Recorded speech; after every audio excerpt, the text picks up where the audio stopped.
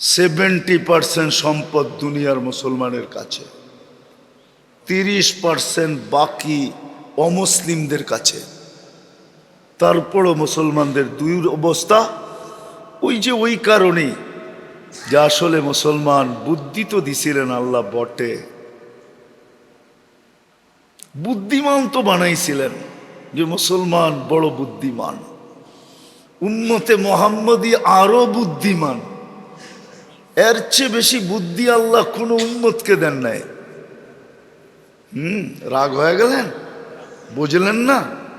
কোন উম্মতের যুগে প্লেন ছিল নাকি? প্লেন কোন উম্মতের যুগে? আরে বলেন না, মোহাম্মদী উম্মতের যুগে, ঠিক না? কম্পিউটার, অ্যান্ড্রয়েড সেট, উম্মতে মোহাম্মদীকে আল্লাহ সবচেয়ে বেশি বুদ্ধি দিছিলেন, কিন্তু আফসোস কাজে লাগাইতে পারলাম না। বুদ্ধি দিছিলেন ক্ষণস্থার পিছনে লাগানোর জন্য না, বুদ্ধি দিছিলেন দুই কাজ করার জন্য, দুই কাজ করার জন্য।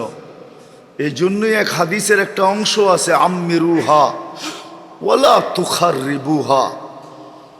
দিছিলেন দুই কারণে, দুই কারণে বুদ্ধি দিছিলেন আমাদেরকে, সবচেয়ে বড় বুদ্ধি দিছিলেন দুই কারণে।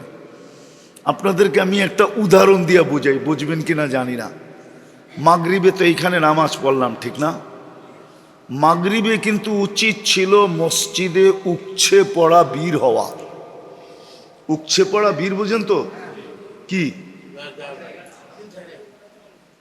পাও রাখার জন্য জায়গা না হয়, ঠিক না? আপনি বলবেন কেন মাগরিবে উপছে পড়া বীর হবে কেন? তা আমি দেখাইতেছি। উপছে পড়া বীর হওয়ার কথা ছিল যে মাগরিবের নামাজটা পড়বে, সালামটা ফিরাবে, সাথে সাথে 7 বার পড়বে আল্লাহুম্মা আজিরনি। আমার সাথে পড়েন, আল্লাহুম্মা আজিরনি মিনান নার। 7 বার পড়বে। বুদ্ধি দেখাইতেছি, বুদ্ধিমানের কাজ এটা ছিল যে মাগরিবে উচ্ছে পড়া বীর হবে কেন? সালাম ফিরাবো, 7 বার পড়বো আল্লাহুম্মা আজিরনি, সাথে সাথে দোজখ থেকে মুক্ত, জান্নাতের প্রবেশপত্র হাতে। ফজরের আগে যদি মৌত হইল শাহাদাতের মৌত, আর শাহাদাতের মৌতের কারণেই বাকি দুটা মিলবে। যার শাহাদাতের মৌত মিলল সে দোজখ থেকে মুক্ত না? মুক্ত না? তারপরে শহীদ দোজখে যাইব নাকি? আর জান্নাত শহীদ যাবে তো যাবে কোথায়? তো জান্নাতের প্রবেশপত্র মিলতো না? মিলতো না? কিন্তু মাগরিবে তো মুসল্লি হইল না। এরা তো যারাই আসছে মাগরিবের পরে আওয়াজ শুনে আসছে। কি বুদ্ধিমান হলে তো মাগরিবে উচ্ছে পড়া কি হইতো, সব গাড়ি থেমে যেত, মসজিদের আগে পিছে সব গাড়ি আর গাড়ি, মানুষ ছুটে আসতো। কেন? 12 ঘন্টার বুদ্ধিমানের কাজ করতে চাই। ফজরের আগে মরলে যেন শাহাদাতের মৌত, জাহান্নাম থেকে জান্নাতের প্রবেশপত্র। বলেন এটা কি বুদ্ধিমানের কাজ ছিল না? হ্যাঁ, কিন্তু কয়জন বুদ্ধিমানের কাজ করছে? এরকম ফজরে উচ্ছে পড়া বীর হইতো, ফজরে উচ্ছে পড়া বীর হইতো। কেন? ফজরের পরে আবার 7 বার যদি পড়ি, সূর্য ডুবার 1 সেকেন্ড আগেও যদি মারা যাই, 1 সেকেন্ড আগে, তো শাহাদাতের মৌত মিলবে, দোজখ থেকে মুক্তি মিলবে, জান্নাতে প্রবেশ অধিকার মিলবে। ফজরে উচ্ছে পড়া বীর হইতো। আমার তো বিশ্বাস ফজর এখানে এক কাতার হয় কিনা সন্দেহ আছে। ইমাম সাহেব ভালো বলতে পারবে, এক কাতার হয় কিনা সন্দেহ আছে আমার এখানে। কাতার হয় না, অথচ ফজরে উপচে পড়া বীর হওয়ার কথা ছিল। আমাদের কিতাব রাখেন, ইহুদিদের কিতাবে লেখা আছে মুসলমানের জুমা আর ফজরের লোক সংখ্যা যেদিন থেকে এক সম পরিমাণ হবে ওই দিন থেকে মুসলমানদের বিজয়ের পালা শুরু হবে। আর যতদিন পর্যন্ত জুমা আর ফজরের সংখ্যা সমান ছিল ততদিন মুসলমানদের হাতের ভিতরে বিজয়ের চাবি ছিল। মুসলমান থেকে বিজয় কেউ ছিনিয়ে নিতে পারে না। এই জন্য এক জায়গায় আল্লাহ রসুল চিৎকার দিয়া বলছে, মা বিকুম ইদা উমিতাতিস সালাহ, ওই দিন তোমাদের কি হবে, কি দুরবস্থা হবে যেই দিন তোমাদের জীবন থেকে নামাজ মরা যাবে। যা হোক, আমি কথা গুছায় নিয়ে আসতেছি, শেষ জায়গায় চলে আসছি। মেরে দোস্ত, আল্লাহ তো আমাদেরকে বুদ্ধিমান বানাইছে,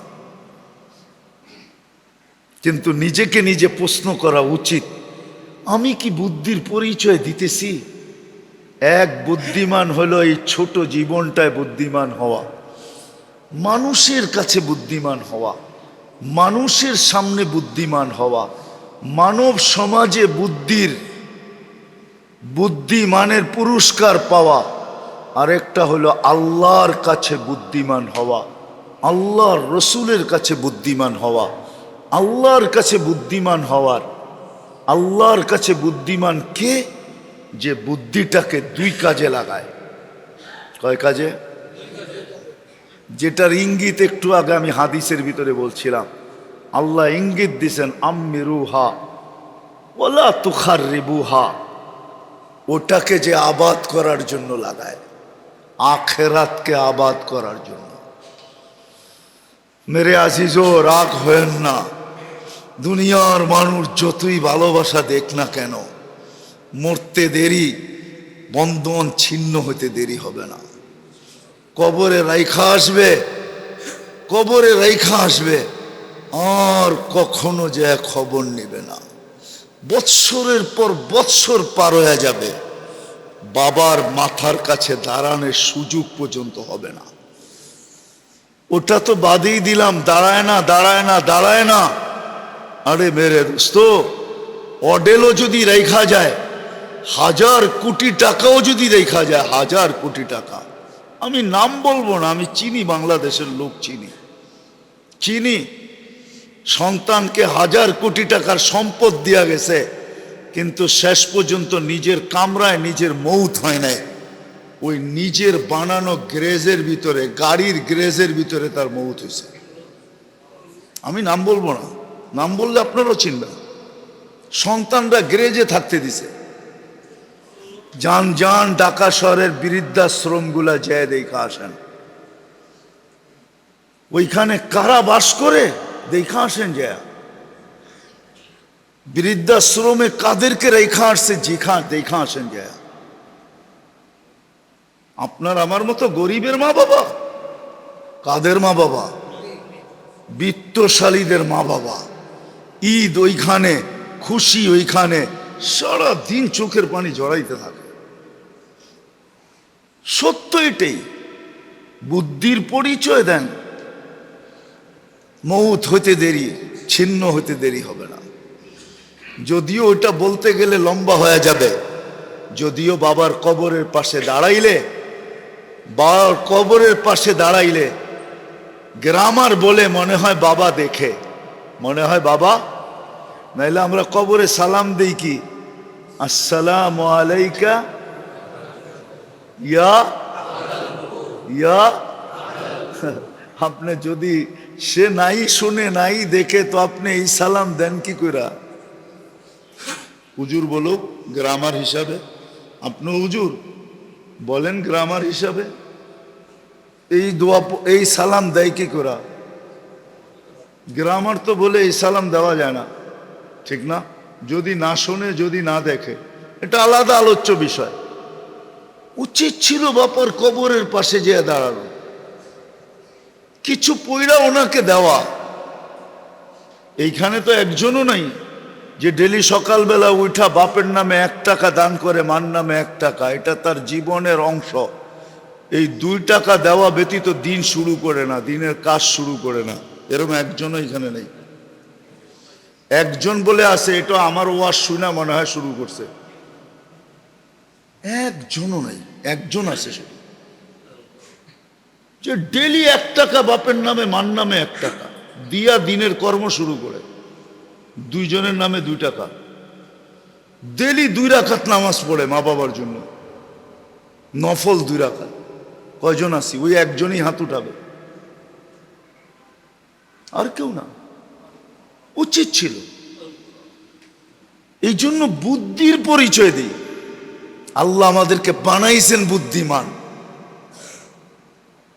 বুদ্ধিমান বানাইছেন। এই জন্যই উমর রাদিয়াল্লাহু তাআলা আনহু বলছে, ইয়া রাসূলুল্লাহ, কবরে যাওয়ার পরে বুদ্ধিটা থাকবে না বিলুপ্ত হয়ে যাবে? তা আল্লাহর রাসূল বলছে, আকাল, তোর বুদ্ধি আরো বেড়ে যাবে। বলছে তাইলে কোনো চিন্তা নাই। আর দুনিয়াকে দেখাই দিছেন আসলেই চিন্তা নাই, আসলেই শুয়ে আছে কই? আল্লাহর রসুলের পাশে, ঠিক না? আসলে বুদ্ধিমান ছিলেন উনি। জিজ্ঞাসা করছে মরার পরে বুদ্ধি বিলুপ্ত হয়ে যাবে? আল্লাহর রসুল বলছে না, বুদ্ধি আরো বেড়ে যাবে। বলছে চিন্তা নাই। তাইলে বুদ্ধি 2 জায়গায় লাগানো দরকার ছিল। একটা হলো আখিরাতকে আবাদ করার জন্য, কেন ওইখানে কেউ কারো না, কেউ।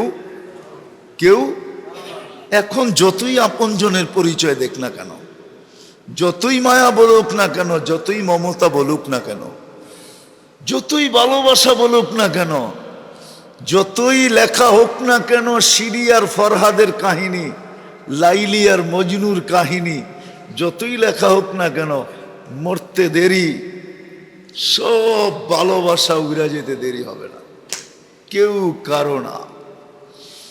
সত্য এটাই। এই জন্য বলছে বুদ্ধিমানের কাজ ওটাকে আবাদ করো। জীবনটা কিন্তু তোমার ছোট, যাত্রাটা কিন্তু চলমান। কিছুর উপরেই তোমার কন্ট্রোল নাই, না দেহের উপরে কন্ট্রোল, না জীবনের উপরে কন্ট্রোল। বিদায় তুমি ওটাকে আবাদ করো, আম্মিরুহা, ওটাকে আবাদ করো, ওটাকে ধ্বংস করো না, ওটার পিছে বুদ্ধি লাগাও।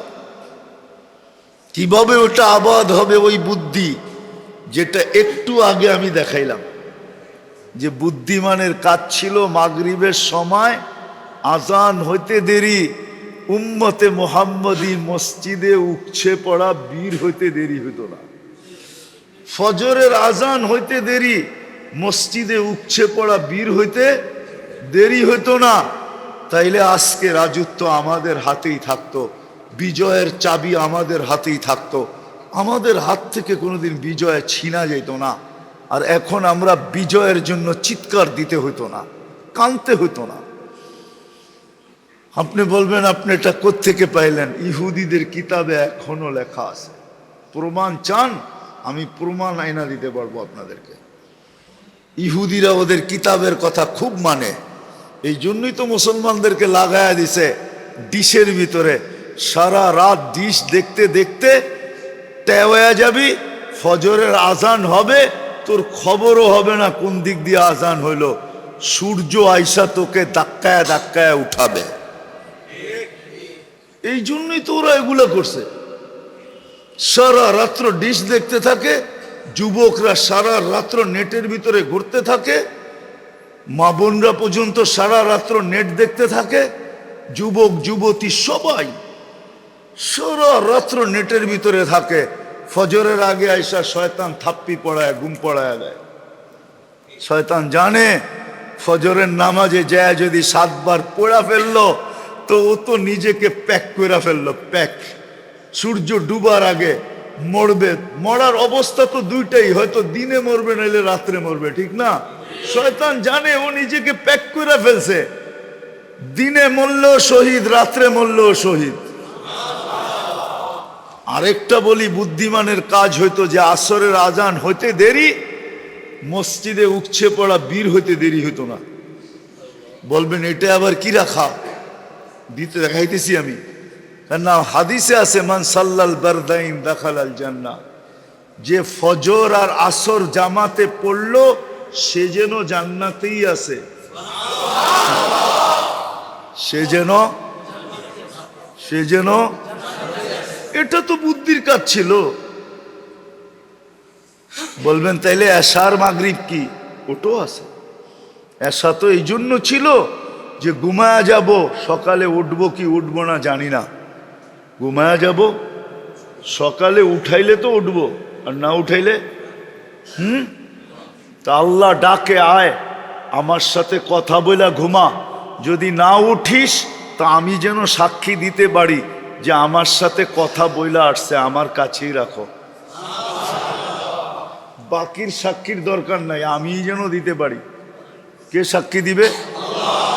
এসব পড়া যে ঘুমায়া গেছে আর মরে গেছে, ওকে আল্লাহ সাক্ষী দিবে যে আমার সাথে কথা বলে আসছে। বুখারীতে আছে মুসাল্লি উনাজি রব্বা, নামাজি আল্লাহর সাথে কথা বলে, আল্লাহ বলবে আমার সাথে কথা বইলা আসছে, রাখ আমার কাছে, বেশি নাড়াচাড়া করিস না, আমার কাছে রাখ, বেশি টানা আছাড়া করিস না, আমার কাছে রাখ, বেশি প্রশ্ন টশ্ন জিজ্ঞেস না, আমার কাছে রাখ, আমার সাথে তো কথা বলেই আসছে। এই জন্য ছিল এশারের নামাজ।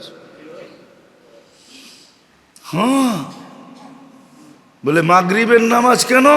বলে দিনের বেলা তো 3 বার তোর সাথে কথা হইলো, এখন তো রাত্র শুরু হয়ে গেল, আয় না দুইজনে একটু কথা বলি না, এই জন্য মাগরিবের নামাজ। বুদ্ধিমানের কাজ তো এটা ছিল, বুদ্ধিমানের কাজ তো এটা ছিল। আমি একটু বুঝাই আপনাদেরকে, বুদ্ধিমানের কাজ তো এটা ছিল যে যুবক হাঁটবে আর আল্লাহ গৌরব করে বলবে ইন্নী উবাহি বিহিল মালাইকা, যুবককে দেখায় আল্লাহ বলবে ফেরেশতারা আমি এই যুবককে তোমাকে নিয়ে তোমাদের উপরে গৌরব করি। বুদ্ধিমানের কাজ তো যুবকের এটা ছিল যে নিজেকে এরকম বানানো যে আল্লাহ গৌরব করে। মানুষ গৌরব করলে আর কতক্ষণ করে? ফুল দিলেই আর কতক্ষণ দেয়, ঠিক না? কি মনে হয় আপনারা বোঝেন নাই? ফুল দিলেই কতক্ষণ দেয়? যুবককে অতক্ষণ ফুল দিবে যতক্ষণ যৌবন আছে, যৌবন শেষ আর কেউ দিবে না। সবাই বলবে গরিব গুরে দ্বীপ জেলো না, ফুল দিও না কেউ বলে, কেন এটা বুড়া হয়ে গেছে গা, এখানে দ্বীপও চাইলো না ফুলও দিও না, ঠিক না? তো যুবক তোমাকে ফুল কয়দিন দিবে? যুবকরা যে 14 তারিখে ফুল দেয় কয়দিন দেয়? কয়দিন? দূর মিয়া, রূপ আছে যতক্ষণ অতক্ষণ, রূপ নাই কে দিব ফুল? আমরা তো ঢাকা শহরেই বড় হয়েছি, আমরা অনেক কিছু চিনি না, অনেক কিছু জানি না। হ্যাঁ, এক সময় বড় বাহার ছিল, পুরা নাম ছিল, দাম ছিল, এখন বুড়ি হয়ে গেছে, কেউ জিগায় না। কি মুতোয়াল্লি কি কয়? ঢাকা শহরের জিনিস এখন কেউ জিগায় না, নাম বলে দিমু। কয়েকদিন আগে তো পেপারে দেখলাম এখন বস্তিতে থাকে। কিসে? কি এক সময় এফডিসি কাঁপায়া ফেলছে, ঠিক না? এফডিসি চিনেন? আবার আপনি কবেন হুজুর আপনিও এফডিসি চিনেন? এফডিসি কাঁপায়া ফেলছে এক সময়, আর এখন বস্তিতে থাকে। তো ফুল কয়দিন দিবে? এই জন্য আসেন, বুদ্ধিমানের কাজ হলো ওটাকে আবাদ করে, আখেরাত আবাদ করে। করা কোনো কঠিন না, এই উম্মতের জন্য সহজ। আমি তো দেখাইলাম একটা, এতটুকুই যদি বুদ্ধি কেউ খাটায়া দেয়, এতটুকুই বুদ্ধি যে আমার ফজর কোনোদিন ছুটবে না, আমার মাগরিব কোনোদিন ছুটবে না, আমার আসর কোনোদিন ছুটবে না, আমার এশা কোনোদিন ছুটবে না, আমার মাগরিব কোনোদিন ছুটবে না, জোহর কোনোদিন ছুটবে না, আমার 5 ওয়াক্ত কখনো বাজমাত ছুটবে না। যদি এতটুকুই বুদ্ধি লাগায় দেয়, এতটুকু, আর বেশি না। ফজরের জামাত তো জান্নাতের টিকেট, টিকেট, টিকেট। বিশ্বাস হয় না? এই জন্য তো ফজরের নাম কোরআনে ভিন্ন, ইন্না কুরআন আল ফজরি কানা মাশহুদা। আল্লাহ বলছে ফজরের নামাজ শুধু নামাজ না, জান্নাতের টিকেট, তোমার আখেরাতের সঙ্গী, সর্ব জায়গায় তোমাকে প্রটোকল দিবে ফজরের নামাজ। হাদিসে আছে সুদর্শন যুবক হয়ে সামনে আসবে, আর ওই ব্যক্তিকে বলবে তুমি নিশ্চিন্ত থাকো, যা হবে আমার সাথে হবে, যা হবে যা হবে আমার সাথে হবে। আমার জীবনের একটা কাহিনী আছে, লম্বা হয়ে যায় কিনা জানি না। আমি যখন প্রথম দেওবন্দে পড়তে যাই, তা আমি একা গেছি, ঈদের দিন যেতেছিলাম আর কি, কলিকাতার থেকে ঈদের দিন কলকাতায় ঈদ করছি, তারপরে আমি কালকা এক্সপ্রেসে যেতেছিলাম। তা আমি বাথ নিছি, শোয়ার জায়গা 22 ঘন্টা লাগবে। আমি জানতাম না, আমি তো নতুন বাচ্চা মানুষ, মাত্র দাড়ি উঠতেছে। ইন্ডিয়ার নিয়ম হলো যাদের মা বাবা মারা যায় তো ওরা ট্রেনে পানি খাওয়ায়, কিন্তু ওই দেশে গ্লাস দিয়া পানি মুখে লাগায় খায় না, ঠোঁটে গ্লাস লাগায় না, এরকম করে ডালতে থাকে আর ওরা ডগডগ ডগডগে গিলতে থাকে। অনেকে দেখছেন মনে হয়, ঠিক না? কিন্তু আমি তো জানতাম না, আমি ঠোঁটে লাগায়া খায়া ফেলছি পানি, পিপাসা লাগছে। এখন সব তো আমার উপরে গেছে খেইপা, কি খেইপা গেছে। একটা সুদর্শন যুবক ছিল আমার পাশে আগেই, ওর শুধু সিট ছিল, বার্থ ছিল না, শিখ সুদর্শন যুবক। আমি 86-র কথা বলতেছি, তো আমারে বলতেছে তুই চিন্তা করিস না। আমি ওরা আগেই বলছিলাম যে আমি তো বার্থ নিছি, সিটও নিছি, এতক্ষণ তো আমি ঘুমাবো না, তুমি ঘুমায়ও আবার আমিও ঘুমাবো না, দুইজনে একসাথে যাব। তো বলছে ওকে।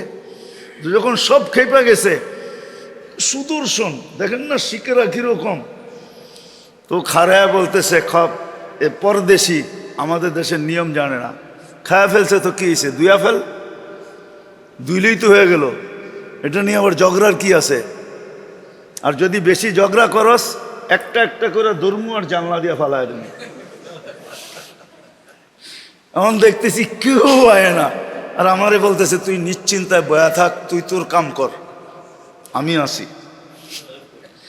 ও মেরে দোস্ত, ফজরের জামাত এরকম গাটিতে সুদর্শন যুবকের মতো আসবে, আর সর্ব গাটিতে বলবে আমি আছি, তুমি নিশ্চিন্ত থাকো। এই জন্য আল্লাহ বলছে মাসহুদা।